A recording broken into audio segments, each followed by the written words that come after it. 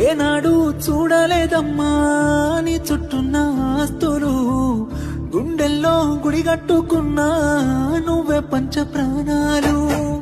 మనసులో బాధంతా ఉన్నా పైకి నవ్వుతున్నాను, మా అమ్మ సాక్షిగా నువ్వే అమ్మవైతవనుకున్నాను. ఎల్లక ఎల్లక ఎన్నెలా నీ ఎనక పడుతుంటే